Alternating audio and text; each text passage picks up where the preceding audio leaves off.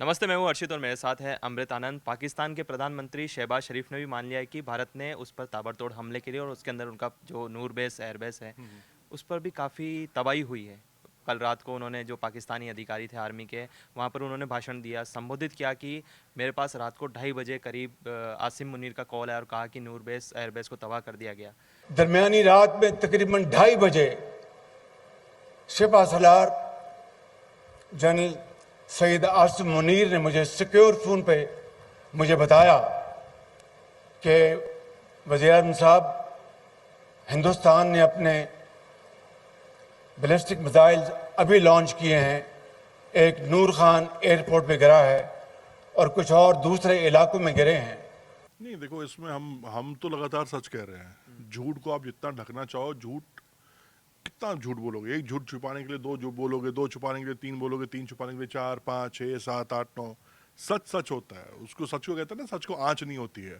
हम शुरुआत से कह रहे हैं कि भैया, सबसे पहले हमने 9 आतंकवादी ठिकाने मारे, हमने प्रूफ दिखा दिए, हमने नक्शे पे दिखा दिया, हमने मानचित्र पे दिखा दिया कि देख भाई, ये सैटेलाइट इमेज बिफोर की है, सैटेलाइट इमेज आफ्टर की है। पाकिस्तान के लिए नया नहीं है, क्योंकि ये जो पूरा का पूरा पाकिस्तानी सरकार है, जो ये सेना है ना, ये झूठ का पिरामिड है।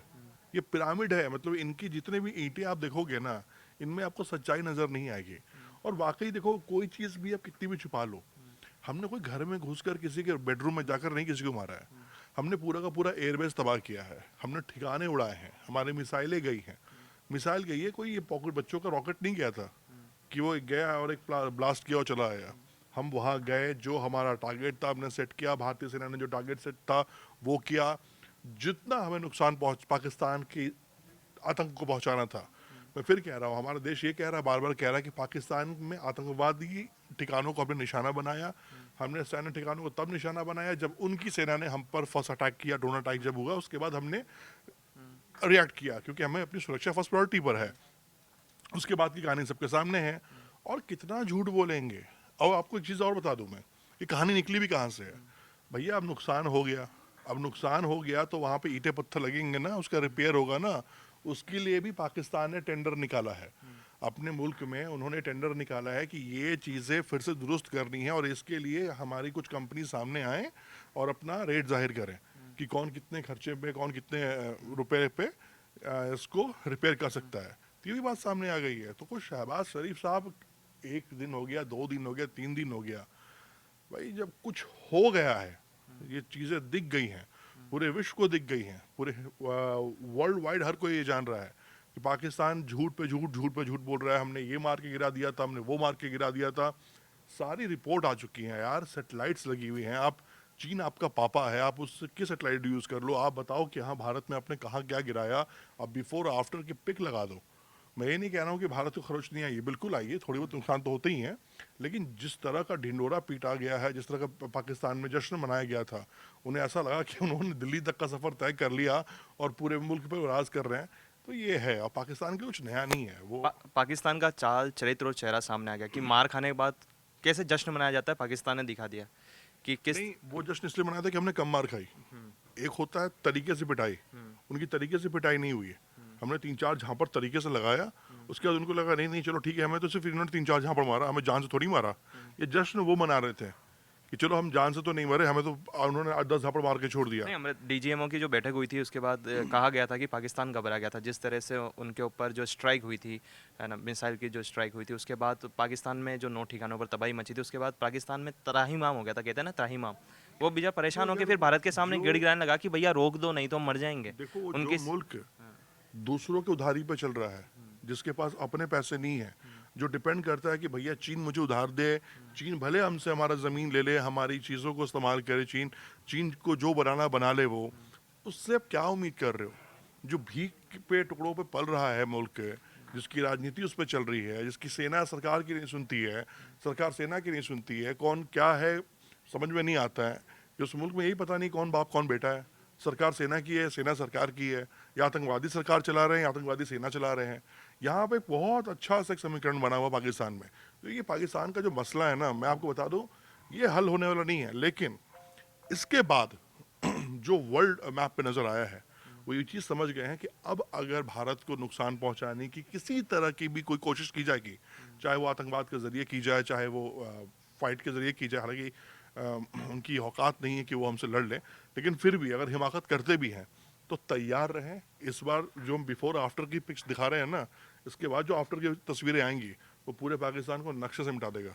नहीं, ये पाकिस्तान की कैसी मानसिकता है कि जो प्रोपोगेंडा उन्होंने सोशल मीडिया पर फैलाया था, चाहे वो अपने न्यूज़ चैनल्स के द्वारा फैलाया गया कि हमने बहुत अच्छा भारत के साथ हमने मतलब फ़ाइट करी है, हमने उनको मुंह तोड़ जवाब दिया है। उसके कुछ दिनों बाद वो अपना मतलब कहते हैं ना कि सच छुपाए नहीं छुपता है कभी। सूरज और सच को आप कभी मतलब सूरज उगने से और वैसे सच का सामने आ ही जाता है। तो वहाँ के जो प्रधानमंत्री है शहबाज शरीफ, उन्होंने अपने मुँह से ही उगल दिया सब कुछ कि हाँ भैया भारत ने हमको बहुत बुरा मारा। आपको यूपी बिहार साइड में कहावत कहते हैं कि एक तरफ सांप हो और एक तरफ पाकिस्तान हो ना, तो सांप को छोड़ दो, पहले पाकिस्तान को मारो। सांप का डसा तो एक सेकंड का बच भी सकता है, लेकिन पाकिस्तान एक ऐसा मुल्क है कि जो बार बार कई बार पलट के मारेगा। तो कोई चीज़ें होती है ना, कोई जानवर ऐसे होते हैं जिनकी तुम अब सीधी करो वो सीधी नहीं हो पाती है, वो मुड़ी की मुड़ी ही रहती है। तो पाकिस्तान कई फिल्मों में भी आपने देखा है कि जब भारतीय सेना पर दिखाया गया है पिक्स, तो उन्होंने बताया है कि भैया पाकिस्तान से अगर जीत गए हो ना तो तुरंत जश्न मत मनाना, क्योंकि वो पलट के ही वार करते हैं और पीठ पे ही वार करते हैं। और उसको हमने कई मूवीज़ में भी देखा है, फिल्माया गया है। तो पाकिस्तान उन कंट्रीज़ में से है कि जो पलट के ही वार करता है, कायर की तरह वो हम पर अटैक करता है। तो इसमें कुछ नया नहीं है। और शरीफ साहब अभी तो कुछ बोलना शुरू हुआ है, अभी तो देखो तस्वीरें आएंगी, कुछ दिन हुए हैं, अभी महीने भर बीतने दो, उसके बाद पाकिस्तान अपने आप बताएगा कि भैया हमारी इन्होंने रीढ़ की हड्डी तोड़ दी है। सिर्फ नूर एयरबेस ही नहीं, कई ऐसे महत्वपूर्ण ठिकाने हैं जो कि पाकिस्तान को तबाह कर दिया गया है और जिसको रिपेयर करने के लिए पाकिस्तान को वर्ल्ड बैंक के सामने कटोर लेके जाना पड़ेगा। भैया हमारे तो इन्होंने एयरबेस से एयरबेस तबाह तो किए ही किए हैं, उनके टेक्निकल सिस्टम को भी हमने बहुत तरीके से डैमेज किया है, जो कि खुद पाकिस्तान अभी बताएगा आपको। अब आपने वीडियो देखा होगा जिस तरह से शहबाज शरीफ ने बोला था कि 2:30 बजे मैंने आसिम मुनीर को कॉल किया था, वो वीडियो दुनिया के सामने आ चुकी है। आसिम मुनीर का रिएक्शन देखा था जब वो एकदम उन्होंने बोला कि 2:30 बजे नूर खान एयरबेस तबाह हुआ था, एकदम वो थोड़ा गुस्से में देखने लगे। तो अब क्या शहबाज शरीफ को डांट फटकार लगने वाली है कि उन्होंने दुनिया के सामने कबूल कर लिया जो इतने दिनों से प्रोपोगेंडा फैलाए जा रहे थे कि हमारे यहाँ कुछ नहीं हुआ है, हमारे यहाँ पर सब सुरक्षित है। अब तो वहाँ के प्रधानमंत्री ने ही दुनिया के सामने सच उजागर कर दिया है और उनका रिएक्शन उसके बाद आसिम मुनीर का। वही बात हम कर रहे हैं ना, फिर से आप एक बात समझो, वहाँ कोई किसी को मतलब वो कहता है ना एक दूसरे को कॉलर पकड़ के रहने वाले, कोई फर्क नहीं पड़ता उन लोगों को यार।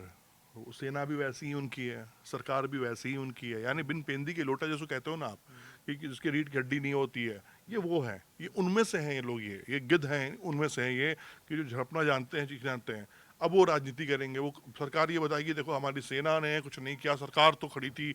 हम अब ये लड़ाई इनकी इंटरनल शुरू होगी। सेना बोलेगी ये सरकार निकम्मी है, वो बोलेंगे नहीं देखो हमने तो बोला था सेना को करने के लिए, सेना नहीं कर पाई, सेना निकम्मी है, सरकार के पास महत्वाकांक्षा थी। क्योंकि भारत सच बोल रहा है, भारत को झूठ बोलने की जरूरत है नहीं।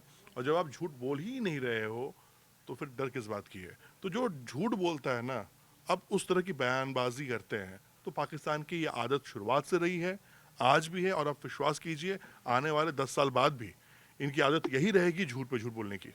हमें तो एक आखिरी कमेंट आपसे लेना चाहते हैं कि इस बयान के बाद क्या पाकिस्तानी सेना और सरकार के बीच कोई टसल होने वाली है? क्या तख्ता पलट की कुछ संभावना लगती है आपको जो इस तरह से? देखो मैं ये ज़रूर कह सकता हूँ कि हिंदुस्तान में सूरज पूरब से उगता है, पश्चिम में डूबता है, लेकिन पाकिस्तान में क्या हो सकता है ये कोई भविष्यवाणी नहीं कर सकता है। क्योंकि वहाँ पता ही नहीं कि कब कौन किस मूड में आ जाए, कौन क्या कर दे। तो ये जो आप बातें कह रहे हो तख्ता पलट, या वहाँ के लिए आम बात है यार, वहाँ के लिए कुछ नया नहीं है। वहाँ के लोग, पता है जो लोग वहाँ से जो थोड़े भी पढ़े लिखे लोग हैं ना पाकिस्तान में, जो थोड़े वो तमीज़दार इंसान है, थोड़े पढ़े लिखे लोग हैं, वो सारे दुबई यूएई में शिफ्ट कर चुके हैं। जब उनसे आप बात करोगे ना तो वो बताते हैं यार वहाँ तो मुल्क रहने लायक रहा नहीं है। अपने अपने घर छोड़ के लोग चले गए हैं दुबई, पाकिस्तान, अपने बच्चों को बाहर भेज रहे हैं, विदेश भेज रहे हैं पढ़ने के लिए। तो मेरा यही मानना है कि पाकिस्तान में कभी भी कुछ भी हो सकता है। झूठ के पिरामिड पर खड़ा पाकिस्तान है और ये उनकी आदत में शुमार हो चुका है। चलिए, पाकिस्तान ने ये कबूल कर लिया है कि उनके नूर खान एयरबेस पर भारत ने हमला किया था, उसमें वो तबाह हो गया था। अब दुनिया ने मतलब वहाँ के प्रधानमंत्री ने ही दुनिया को ये बता दिया है कि हमारे यहाँ पर भारत ने किस तरह से रिटेलिएट करा, हमला करा पहलगाम आतंकी हमले के बाद।